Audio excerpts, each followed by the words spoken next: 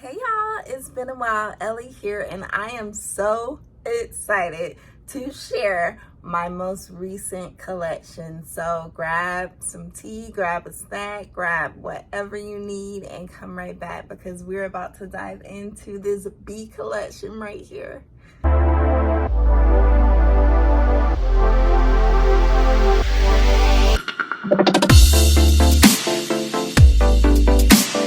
Y'all, so I'm so excited because this collection is about a year in the making. I left teaching a year ago, a little over a year ago. And when I left, I decided to make a B collection to commemorate, to celebrate my time as a teacher. My name was Miss B, that's my teacher name. Turned into Miss L when I got married, but I'm forever Miss B. And we had a B themed classroom, but it wasn't just the classroom theme, it was like the culture. That's what I like to call it. It was B everything, and I oftentimes wore B related things or black and yellow always, and we had a big black and yellow day. So I thought, why not create a bee collection of all things related to bees, whether it's black and yellow, whether it's flowers, whatever reminds me of bees. So that's exactly what I did. It is a collection of 9 pieces, supposed to be 10, but that 10th one is still still on my ironing board, waiting to get finished. So I went ahead and I got it finished at 9, and I'll just add that piece to it whenever that gets done. So let's hop in. First, we have this beauty right here. So this shirt has a story because it initially was a dress, if you can tell. I just cut it off. I didn't worry about hemming or anything because I kind of like the rugged look of it, the frayed look of it. This initially was, and I'll put the pattern number, and I'll put pictures that I took in this so you can see it. But this was a dress pattern, and the dress came out fine, but the fabric was a horrible choice for the dress. So the dress had ruffles, and for some reason, the way the stripes are, it literally, like, you could see the seam in every ruffle, and it was like mismatched for some reason. It didn't come out on it was 3 ruffles, let's just say that, and they didn't come out evenly. Like each ruffle seam was in a different spot. Like one would be like over here, the next one was right here, the other one, it just looked horrible. So for the past year, because this was the first piece that I made for the B collection, because I actually was planning to wear this on our black and yellow day on the last day of school of my last year, but it didn't come out right. So I held on to it, and I was like, what should I do? And then eventually I tried it on, and I was like, you know what? I love the top. The top is so me. But that bottom though. So I literally just was like, you know what? Cut off the bottom. Let's pretend like it never happened. So this is actually a beautiful mistake because it is a beautiful top. And we can just forget about that bottom piece. And I can't reuse the fabric, unfortunately, because it was ruffles, like I said, and there's just no way to take it apart and reuse it. So we're just gonna call that an L on the bottom, but the top came out perfect. Okay, so next we have, this was the second piece. I actually didn't mean to put these in order like that, but it's working out fine. So this is the second piece I made for the B collection. It's a little uneven. That label is centered, but the way I have it hang on the hanger a little uncentered. But yeah, so I made this in January of this year, I believe. It was still cold, I know that, and I had cut this out around the same time that I made the first piece that I showed you, and it became an unfinished project. So this was pretty much going in the unfinished project pieces, like this whole collection, because some of the stuff was cut out, but I just never got a chance to start it. And then when it started getting cold, when fall came, I was like, I can't do the bee collection now. I have to wait until the next year.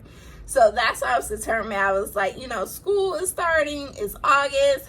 Let me get this bee collection out before it's October. I have to wait again. So yeah, this is a beautiful little number. As you can tell, I'm a flounce girl. That's kind of my thing.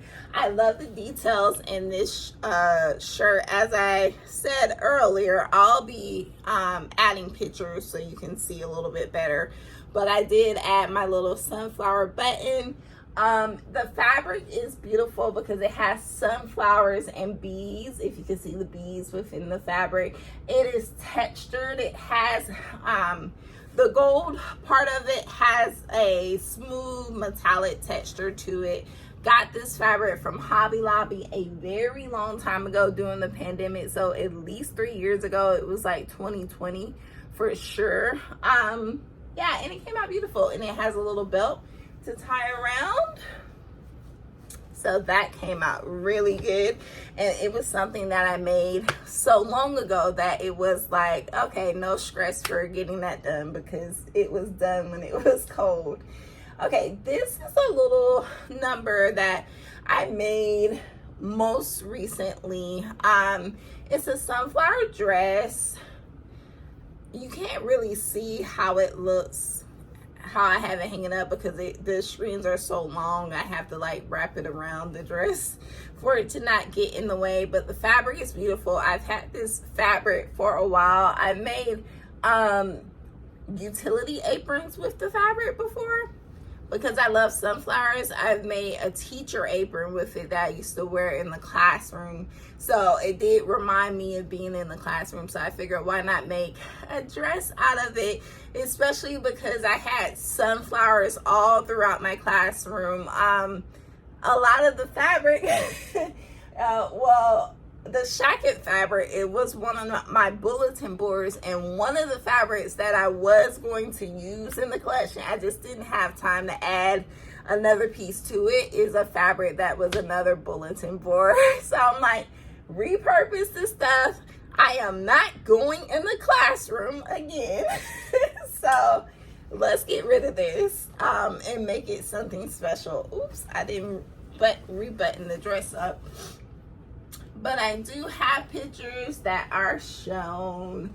So this fabric, I'm sure if you are a Joann shopper, you have seen this fabric before. It has been out for quite a while. As soon as it came out, I was like, it's mine.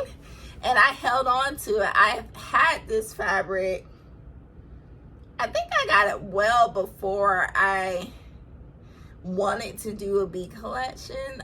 It might have been like 2021, honestly. But yeah, of course it was number one on the list for making my bee collection because it's obvious. Only thing about it is this pattern was really good to sew. I really wanted to sew it for a long time. I was just looking for the right fabric. Would I sew this pattern with denim again? No.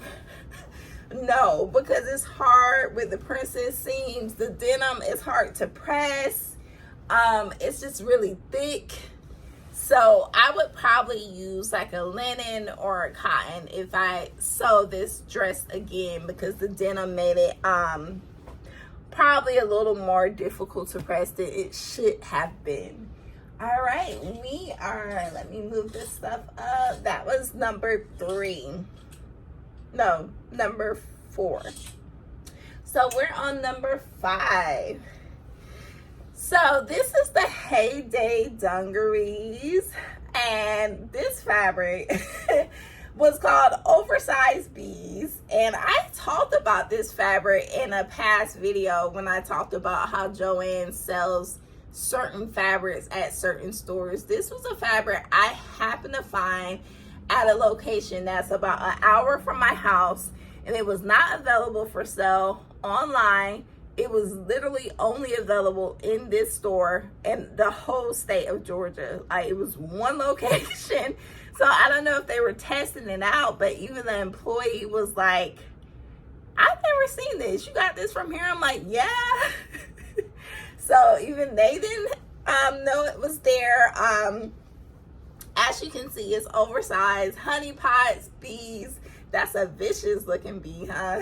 More like a wasp. Honey, flowers. I mean, it was just like, when I saw this, it kind of made me want to go back in the classroom just to wear this. And after the day is over, leave.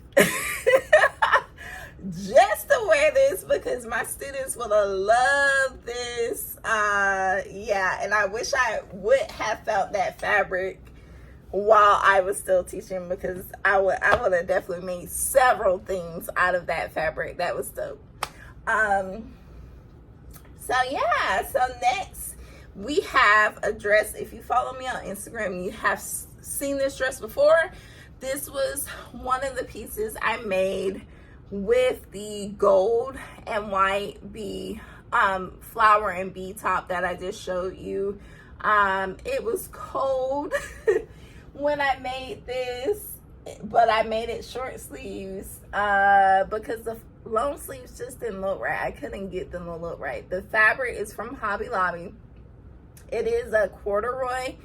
I would say, should I say faux corduroy? Is that a thing? I'll just say thin corduroy, because it's not like the real deal thick, heavy corduroy. It's really thin, but it is textured like a corduroy, and it has little bees in the print, if you can see them. Let's see if I can find one.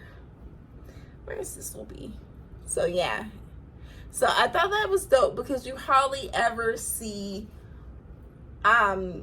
fallish or textured fabric with bees on it. Usually it's spring, summer fabric, and I consider this fall, but I will also wear it in the spring, only because you could bring out the yellow, you could bring out the pink, and it is short. It's not like a long dress, so it just depends on how you style it. So yeah, that was Mimi G. Keep in mind, love Mimi G patterns, but you gotta put in some work for that one. It was like 27 pattern pieces. It took me forever, and I should have known that, because the tutorial was like an hour long, and I was like, yeah. So that took forever. But I'm glad I made it when I made it, because there was no pressure to get it done. I just made it on a cold day in like January and just took my time. So the next piece, this is a beautiful Mustang, honestly, to y'all, because this is supposed to be a shirt, but I had to turn it into a cardigan situation, because this thick fabric and them buttonholes it wasn't going. It just wasn't doing what it was supposed to do. So yeah, and it initially was supposed to button. If you see the pattern, I'm probably showing it to the side somewhere. It was supposed to be like this, but them buttonholes was like, no. So this was my first time working with double gauze, and it was great all up to the point of the buttonholes, and I was like, oh no, I made a mistake. It's so cute because it's like elastic in the sleeves, and I can still wear it. Like, I love how I styled it in the pictures. I would definitely wear it like that on a fall day where I don't need a heavy jacket, but it was kind of disappointing because I couldn't get what I was trying to get out of the pattern. So I think I will use that pattern with a thin fabric. I will pay attention to the fabric suggestions, because it did say lightweight fabrics, and you know, when we think we know what we're doing, we ignore, and I should not have ignored that, because I got finished all the way up to the buttonholes, and yeah, it was a wrap. All right, so next piece, this was like literally done the night before. The night before I decided to call it a wrap on this collection, because I could have just kept going and going. It's kind of like artists, like painters, like they're never done until they just choose to be done. You always like add more and more, and with this it was like that. So I was like, let me just do this one more piece. And this fabric, I know for sure I had since 2020 for sure, because the green and the purple bee fabric came out at the same time. And for me, I don't know if anyone else can agree, but ever since I started sewing with patterns, it's hard to sew with knits. Like I used to sew freehand, like knit things all the time, especially because of my age. Like when I was in my 20s, it was like stretchy fabric was everything. She could make stretchy dresses. I was making bathing suits, stretchy pants, I mean, it was just like bodycon everything for sure. But now it's just like, especially when you're exposed to like using like cottons and linens and all these different fabrics that you really didn't use before, it's really hard to go back to knits for me. So this was a hard one, because it took me forever to figure out what I was going to make with a knit. I don't know what it was, but it was just like I had to first like find the pattern, and I decided to make a cardigan. So that meant cutting it out, which was easy, but sewing it was a little bit harder because I'm used to sewing my knits with my serger, and of course my serger needle had fell out twice, so it took longer than it needed to take because I had to keep fooling around with my serger to get it done. Let's see, there we go. So yeah, beautiful fabric, nice and soft, super thin. So this is not going to create any warmth. It's just something to, you know, put over you if you're in a cold office, or if you're at the movies, or wherever you are where it's kind of chilly but not like freezing cold. I love the fabric because, I mean, golden bees, like look at that, so pretty. You should be seeing pictures of it. And yeah, easy make and staple piece, which is rare for me because I tend to make signature pieces, and that's the problem because I don't make a lot of basics like I need to. So yeah, this is going in the basics pile. All right, in the last piece, I made this, I think it was January, like around the same time that I made the first two pieces in the collection. It was supposed to be made in the fall. You know what, guys? Did I make this in the fall? Oh my God, I can't even remember, y'all. But it was made sometime between October and January. I know that for sure because I cut it out when it was fall. And yeah, it was actually the fabric from one of my bulletin boards in my classroom. And I knew when I bought the fabric for my bulletin board, I was like, as soon as I take this down, I'm going to make something with it because it's like a flannel. It's super soft and just, it's sunflowers and it's black and yellow. And I used the fabric from the sunflower dress that I showed you earlier for the yoke. So yeah, it came out beautiful. The buttons are beautiful. If you see, got those from Fine Fabrics. Fabric came from Joann's, both the inside and fabric for the shacket. And yeah, so that completes my bee collection, you guys. So stay tuned. You're about to see some footage of all of the pieces. And yeah, it was a blast to make this bee collection. I'm so glad it's done so I can add it to my wardrobe.